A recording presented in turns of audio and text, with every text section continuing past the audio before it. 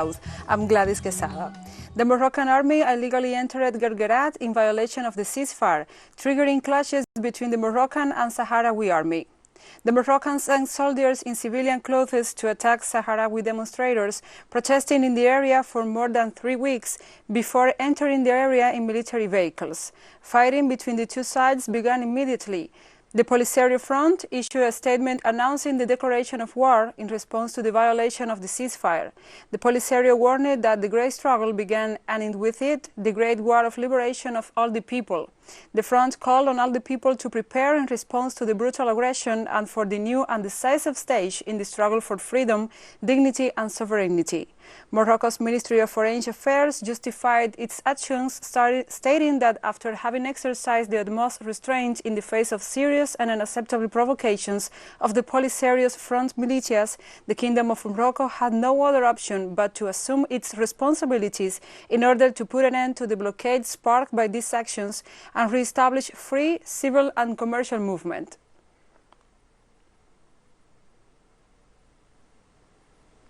The Sahrawi President and Secretary General of the Polisario Front, Brahim Ghali, sent Friday an urgent letter to the UN Secretary General Antonio Guterres and the President of the Security Council, Ambassador Inga Ronda King, permanent representatives of St. Vincent and the Grenadines to the United Nations, informing them of the implications of Friday's aggressive attack by Moroccan forces on unarmed Sahrawi civilians who have been demonstrating peacefully in Guerguerat in southwestern Sahara.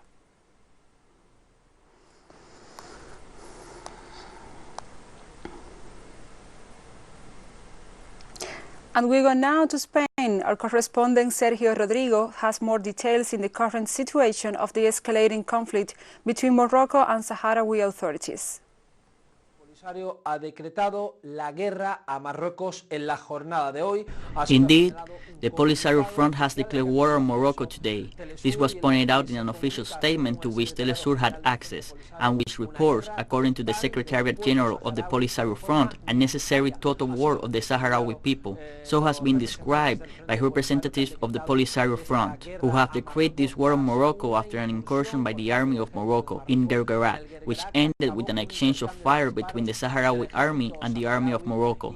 Also, according to an official statement, the Moroccan news agencies pointed out that a military incursion was ordered by the army to unblock the Sahrawi activists who were in the Guerguerat region at this border crossing between the occupied territories of Western Sahara and Mauritania since October 21st, and where a group of about 100 Sahrawi civilians were holding a protest by blocking this border crossing. The military incursion by the Moroccan army ended with a direct confrontation, according to Sahrawi sources, who point out that there has been an exchange of fire between the two sides. Finally, so far, no victims have been reported. The truth is that this incursion by Morocco has been described as a violation of the ceasefire decreed by the United Nations and the African Union in the region, and the Polisario Front has taken the decision this morning to decree this declaration of war on Morocco. At this time, in the Sahrawi refugee camps, protests are being held by young Sahrawis who ask the army to enlist in this war that has already been decreed by the Polisario Front, and where even in the north of Western Sahara, some militia await orders to carry out actions in response to the incursion of Morocco into the territory of Western Sahara. Ya ha sido decretada por parte del Frente Polisario y donde incluso en el norte del Sáhara Occidental algunas milicias esperan órdenes para llevar a cabo. On Friday, Prime Minister of Ethiopia Abiy Ahmed called on fighters in the Tigray region loyal to the ruling TPLF party to defect to the Ethiopia Federal Defense Forces. This force is surrounded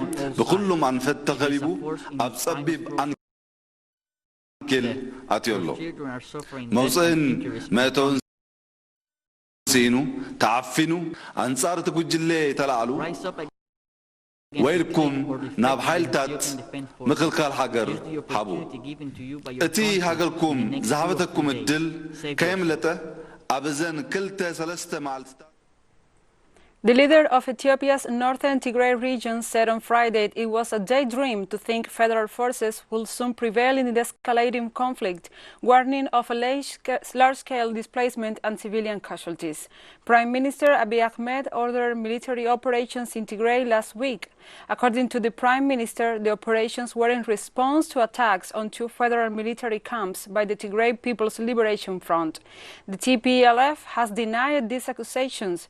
The United Nations on Thursday called for Ethiopia to provide full humanitarian access to Tigray and enable civilians to live safely.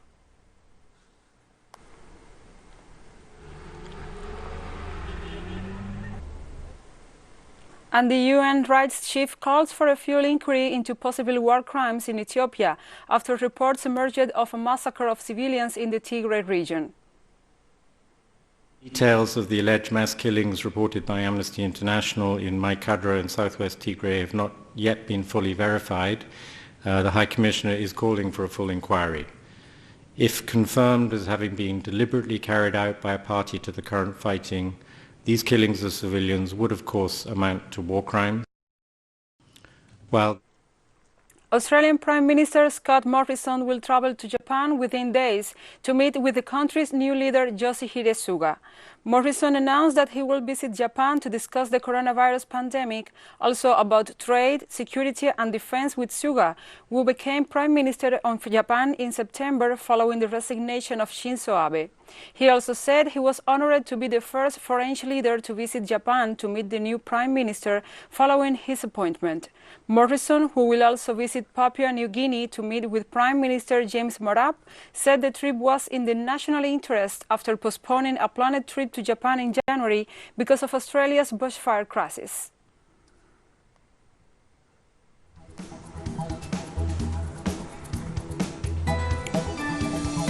And we'll be right back after this very short break, so don't go away.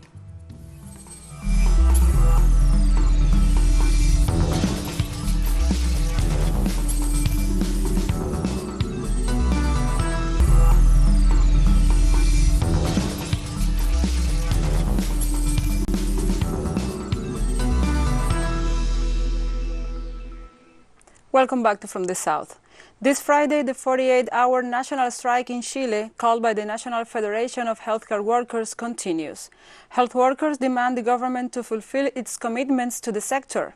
In the framework of the second anniversary of the assassination of Mapuche leader Camilo Catrilca, social organizations mobilized against the government of Piñera in the so-called Dignity Square of Santiago. Mapuche leaders demand freedom for political prisoners. Meanwhile, health workers will march to La Moneda Palace and then congregate in Dignity Square. The strike was immediately implemented after a budget proposal that they did not satisfy the sector. The demand includes the payment of delayed salary debts, such as the so-called treatment of the user of health goals bonds. Health workers also demand exceptional assistance for the economic crisis sparked by the COVID-19 pandemic.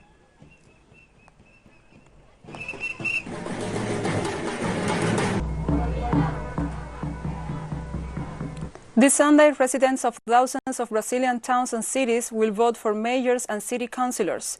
While left-wing parties are expected to make moderate gains, huge losses are expected for the far-right coalition led by President Jair Bolsonaro.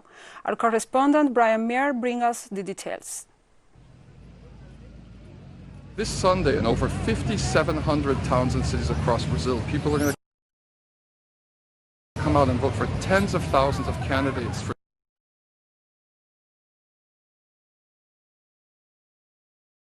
city council and mayor.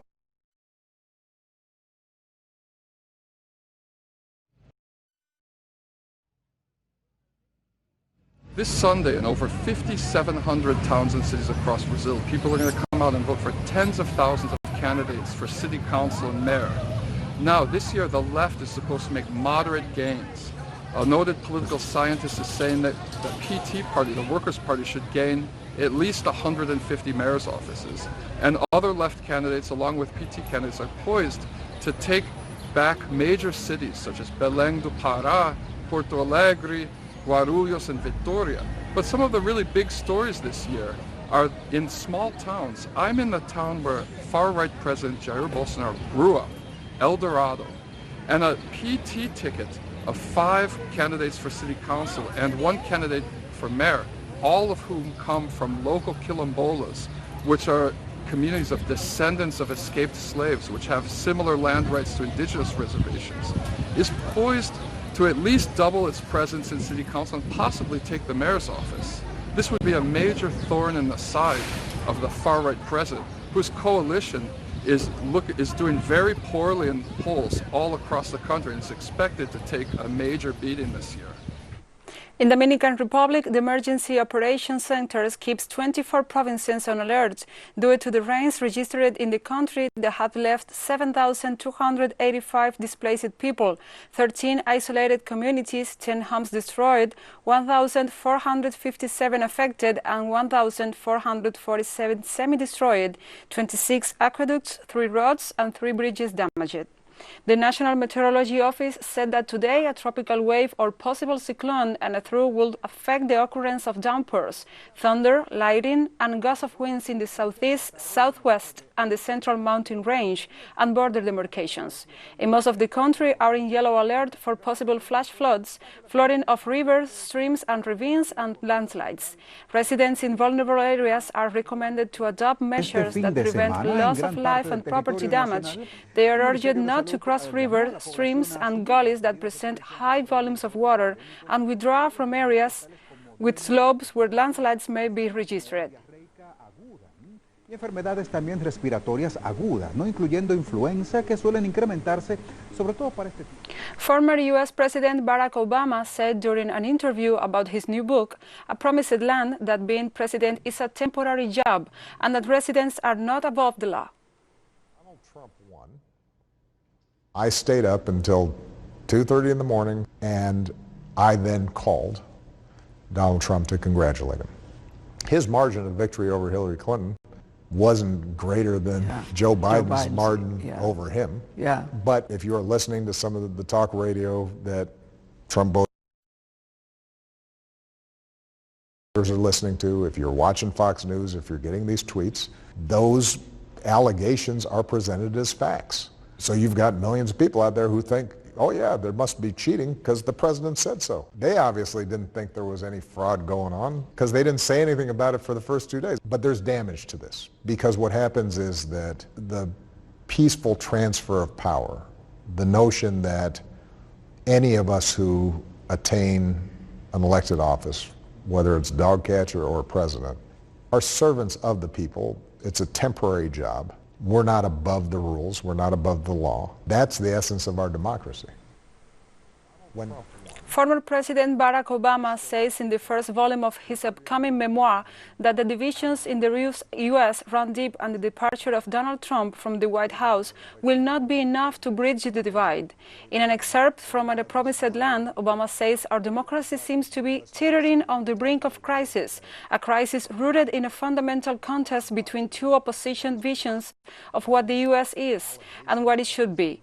The former president added that this crisis is also followed for an ongoing breach of institutional norms, procedural safeguards, and the adherence to basic facts that both Republicans and Democrats once took for granted. What happens is that the peaceful transfer of power, the notion that And China condemned the U.S. for abusing state power to arbitrarily oppress Chinese companies, as U.S. President Donald Trump bans investment in firms that aid China's military. Basis of political motivations, the U.S. government slanders China's military civilian integrated development policy, abusing state power to arbitrarily oppress Chinese companies. These seriously violate the principles of market competition as well as international trade rules, and severely undermines normal trade and investment cooperation between China and the U.S.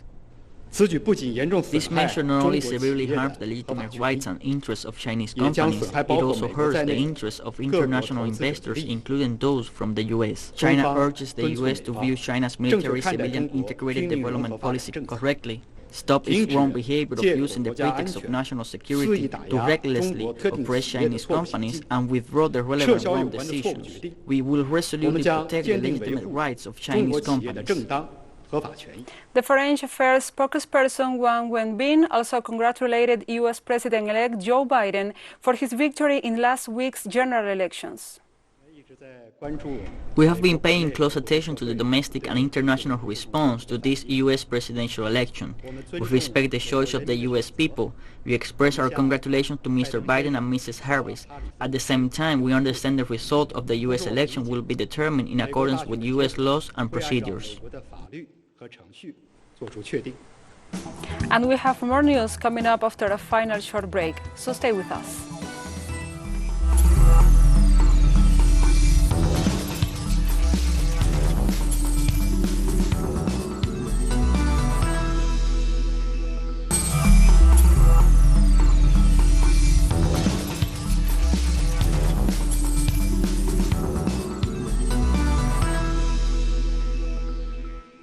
Welcome back to From the South.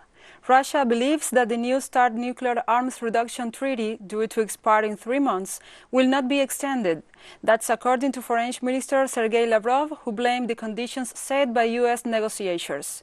Speaking at a virtual press conference on Thursday, Lavrov complained that U.S. President Donald Trump's administration is too concerned about winning and losing, which extends not only to elections but also to negotiations and deals with foreign countries. The first START treaty was signed in 1991 by then U.S. President George H.W. Bush and his Soviet counterpart Mikhail Gorbachev, and expired in 2009. This was immediately followed by New START, agreed by Presidents Barack Obama and Dmitry Medvedev.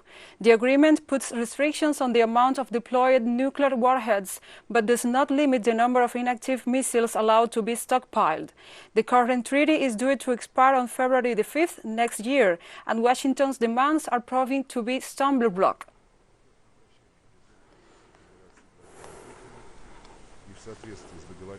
And the World Health Organization Director General Tedros Adhanom Ghebreyesus said Friday that the preliminary results of clinical trials on the COVID-19 vaccine released this week to be encouraging. That a vaccine will be a vital tool for controlling the pandemic, and we're encouraged by the preliminary results of clinical trials released this week. Never in history has the vaccine research progressed so quickly.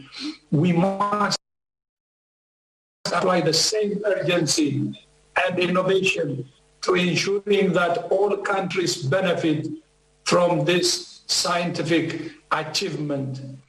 But we have a long way to go. The world cannot put all its eggs in one basket and neglect the many other tools at our disposal that countries. The world demand for oil will not recover totally even though there is an efficient vaccine against COVID-19, according to a report from the International Energy Agency, IEA, published in this capital.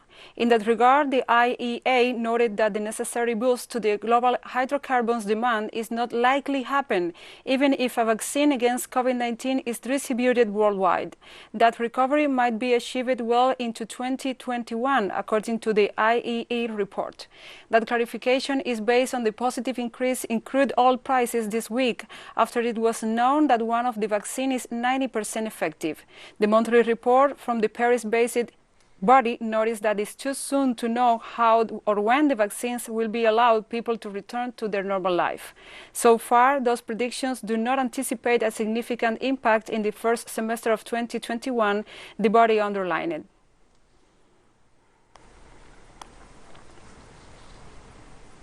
Some 460,000 small enterprises in Italy are running the risk of closure due to the negative impact of the COVID-19 pandemic, the Social Investment Studies Center Censis said in an analysis published here.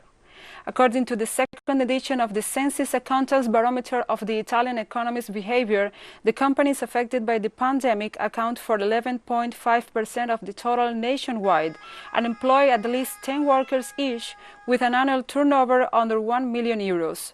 The research, carried out in conjunction with the National Council of Doctors, Accountants and Expert Accountants, involved 4,600 accountants from all over the country and concluded that the closure of those small enterprises will lead to the loss of nearly 1 million jobs. COVID-19 might eliminate twice the number of small enterprises that closed between 2008 and 2019 as a consequence of the great economic crisis.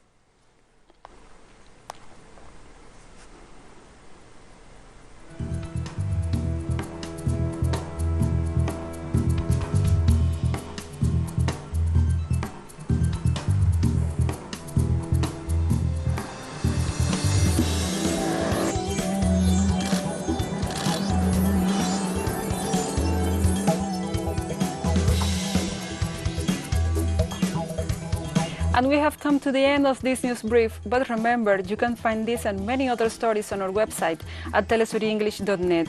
And also, if you feel so inclined, join us on social media, Facebook, Twitter, Instagram, and Telegram. For TeleSUR English, I'm Gladys Quesada. Thank you for watching.